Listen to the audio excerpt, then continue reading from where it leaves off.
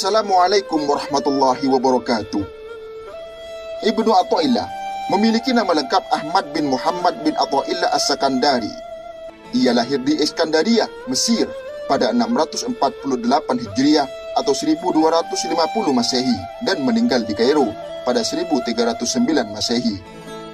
Julukan Al-Iskandari atau As-Sakandari merujuk kota kelahirannya itu. Sejak kecil, Ibnu Athaillah dikenal gemar belajar. Ia menimba ilmu dari beberapa syekh secara bertahap. Gurunya yang paling dekat adalah Abul Abbas Ahmad Ibnu Ali Al-Ansari Al-Mursi, murid dari Abul Hasan As-Sadzili, pendiri Tarekat Asy-Syadzili. Dalam bidang ilmu fikih, ia menganut dan menguasai mazhab Maliki. Sedangkan di bidang tasawuf, ia termasuk pengikut sekaligus tokoh Tarekat Asy-Syadzili. Ibnu Athaillah tergolong ulama yang produktif. Tak kurang dari 20 karya yang pernah dihasilkannya, meliputi bidang tasawuf, tafsir, akidah, hadis, nahwu, dan usul fikih. Dari beberapa karyanya itu, yang paling terkenal adalah kitab Al-Hikam. Kitab ini pun sudah beberapa kali disyarah, antara lain oleh Muhammad bin Ibrahim ibnu Ibad Ar-Rasyid Rundi, Syekh Ahmad Zarruq, dan Ahmad ibnu Ajibah. Beberapa karangan kitab lainnya yang ditulis oleh beliau adalah At-Tanwiru fil Isqat At-Tadbir, Unwan At-Taufiq fi Dabil Tariq, Miftahul Falah, dan Al-Qaul Al-Mujarrad fil Islam Al-Mufrad. Kitab yang terakhir ini merupakan tanggapan terhadap Syekhul Islam Ibnu Taimiyah mengenai persoalan tauhid. Kedua ulama besar itu memang hidup dalam satu zaman, dan kabarnya beberapa kali terlibat dalam dialog yang berkualitas tinggi dan sangat santun.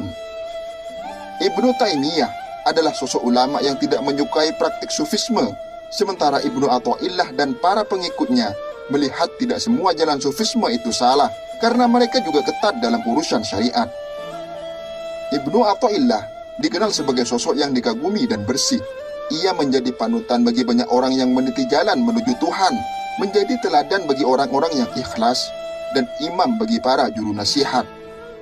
Ia juga dikenal sebagai syekh ketiga dalam lingkungan Tarekat Syadzili, setelah pendirinya Abu Hasan As-Sadzili dan penerusnya Abul Abbas Al-Mursi. Ibnu Athaillah yang pertama menghimpun ajaran-ajaran, pesan-pesan, doa, dan biografi keduanya, sehingga khazanah Tarekat Syadziliyah tetap terpelihara sampai saat ini. Meski ia merupakan tokoh kunci di sebuah tarikat, bukan berarti aktivitas dan pengaruh intelektualismenya hanya terbatas di tarekat saja. Kitab-kitab Ibnu Athaillah dibaca luas oleh kaum muslimin dari berbagai kelompok, bersifat lintas mazhab dan tarikat, terutama kitab Al-Hikam. Kitab Al-Hikam ini merupakan karya utama Ibnu Athaillah yang sangat populer di kalangan dunia Islam. Kitab ini pun juga menjadi bacaan utama di hampir seluruh pesantren di Nusantara. Syekh Ibnu Athaillah menghadirkan kitab Al-Hikam dalam sandaran utama pada Al-Quran dan As-Sunnah. Guru besar spiritualisme ini menyalakan pelita untuk menjadi penerang bagi setiap salik, menunjukkan segala aral yang ada di setiap kelokan jalan agar kita semua selamat menempuhnya. Kitab Al-Hikam merupakan ciri khas pemikiran Ibnu Athaillah, khususnya dalam paradigma tasawuf. Corak pemikiran Ibnu Athaillah dalam bidang tasawuf sangat berbeda dengan para tokoh sufi lainnya seperti Al-Hallaj, Ibnu Arabi, Abu Husain An-Nuri, dan para tokoh sufisme falsafi yang lainnya. Kedudukan pemikiran Ibnu Athaillah bukan sekedar bercorak terhadap tasawuf falsafi yang mengedepankan teologi. Ia lebih menekankan nilai tasawuf pada ma'rifat, diimbangi dengan unsur-unsur pengalaman ibadah dan suluk. Artinya, di antara syariat, tarikat, dan hakikat ditempuh dengan cara metodis. Adapun pemikiran-pemikiran tarikat tersebut antara lain: pertama, tidak dianjurkan kepada para muridnya untuk meninggalkan profesi dunia mereka. Dalam hal pandangannya, mengenai pakaian, makanan, dan kendaraan yang layak dalam kehidupan yang sederhana akan menumbuhkan rasa syukur kepada Allah dan mengenal rahmat ilahi. Meninggalkan dunia yang berlebihan akan menimbulkan hilangnya rasa syukur, dan berlebih-lebihan dalam memanfaatkan dunia akan membawa kepada kezaliman. Manusia sebaiknya menggunakan nikmat Allah Subhanahu wa Ta'ala dengan sebaik-baiknya sesuai petunjuk Allah dan Rasul-Nya. Kedua, tidak mengabaikan penerapan syariat Islam. Ia merupakan salah satu tokoh sufi yang menempuh jalur tasawuf hampir searah dengan Al-Ghazali, yakni suatu tasawuf yang berlandaskan kepada Al-Quran dan Sunnah, mengarah kepada penelusuran dan penyucian jiwa atau tazkiyatun nafas, serta pembinaan moral, akhlak. Maka dari itu, nilai tasawuf ini dikenal cukup moderat. Ketiga, zuhud. Tidak berarti harus menjauhi dunia, karena pada dasarnya zuhud adalah mengosongkan hati selain daripada Allah.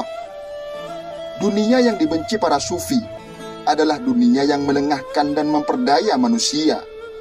Kesenangan dunia adalah tingkah laku syahwat, berbagai keinginan yang tak kunjung habis, dan hawa nafsu yang tidak kenal puas. Semua itu hanyalah permainan dan senda gurau yang akan melupakan Allah. Dunia semacam inilah yang dibenci kaum sufi. Keempat, tidak ada halangan bagi kaum salik untuk menjadi orang kaya, asalkan hatinya tidak bergantung pada harta yang dimilikinya. Seorang salik boleh mencari harta kekayaan, namun jangan sampai melalaikan perintah Allah, dan jangan sampai pula menjadi hamba dunia. Seorang salik tidak bersedih ketika kehilangan harta benda, dan tidak dimabuk kesenangan ketika mendapatkan harta. Kelima, berusaha merespon apa yang sedang mengancam kehidupan umat. Berusaha menjembatani antara kekeringan spiritual yang dialami orang yang hanya sibuk dengan urusan duniawi, dengan sikap pasif yang banyak dialami para salik. Keenam, tasawuf adalah latihan-latihan jiwa dalam rangka ibadah dan menempatkan diri sesuai dengan ketentuan Allah. Bagi Syekh Ibnu Athaillah, tasawuf memiliki 4 aspek penting, yakni berakhlak dengan Allah Subhanahu wa Ta'ala, senantiasa melakukan perintahnya dan menguasai hawa nafsunya, serta selalu berusaha bersama dengan Allah secara bersungguh-sungguh. Ketujuh, dalam kaitannya dengan Ma'rifat Asy-Syadzili, ia berpendapat bahwa makrifat adalah salah satu tujuan dari tasawuf yang dapat diperoleh dengan 2 jalan. Jalan pertama adalah mawahib, yaitu Tuhan memberikannya tanpa usaha, dan Dia memilihnya sendiri orang-orang yang akan diberi anugerah tersebut. Yang kedua adalah jalan makasib, yaitu makrifat akan dapat diperoleh melalui usaha keras seseorang dengan cara riyadhah, zikir, wudu, puasa, sholat sunnah, dan amal saleh lainnya. Begitulah penuturan Syekh Ibnu Athaillah mengenai tarekat. Wallahu a'lam bishawab. Assalamualaikum warahmatullahi wabarakatuh.